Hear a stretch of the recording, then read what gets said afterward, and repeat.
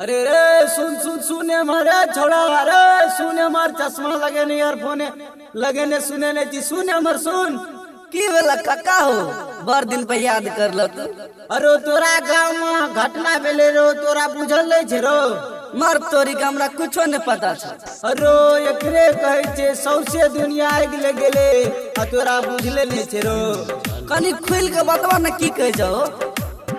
किया तोरा बुझले छो त ले हम खुल के बतावे छियो सुन ले। तोरा गम के छौरी हमरा गम के छौरा तोरा गम के छौरी हमरा गम के छौरा मकई वाला आड़ पर बिछबै चलो बोरा रही रे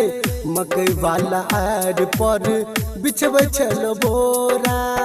बुझन दल को तोहरा दुनू छौरी छौरा बुझन दल को तोहरा दुनू छौरी छौरा रे रे मकई वाला आड़ पर बिछबै चलो बोरा रे रे मकई वाला आड़ पर बिछबै चलो बोरा रे रे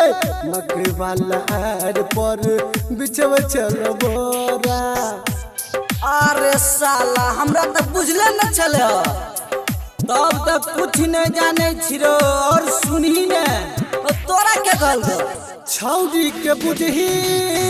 उठ गेल दरहाद हमारा कहल कौसेबटी तोरा गम के मारद बाहुर है हमारा कहल कौसेबटी तोरा गम के मारद छहुरा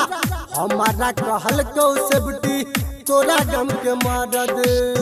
जवानी के खीर खलकौ भर भर कटोरा सुनना जवानी के खीर खलकौ भर भर कटोरा हे रे मकई वाला आड़ पर बिछबै चलो बोरा रे रे मकई वाला आड़ पर बिछबै चलो बोरा रे रे मकई वाला आड़ पर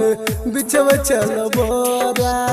तोरा गम के छौरी हमरा गम के छौरा तोरा गम के छौरी हमरा गम के छौरा मकई वाला आड़ पर बिछबै चलो बोरा रे रे मकई वाला आड़ पर बिछबै चलो बोरा बुझन दल को तोहरा दुनू छौरी छौरा बुझन दल को तोहरा दुनू छौरी छौरा रे रे मकई वाला आड़ पर बिछबै चलो बोरा। से तो हमरा गांव में खाली मकईए के खेती होय छै। बाप रे बउआ नाक कटा देल रे तोरा गाँव में बहुते होइ छौ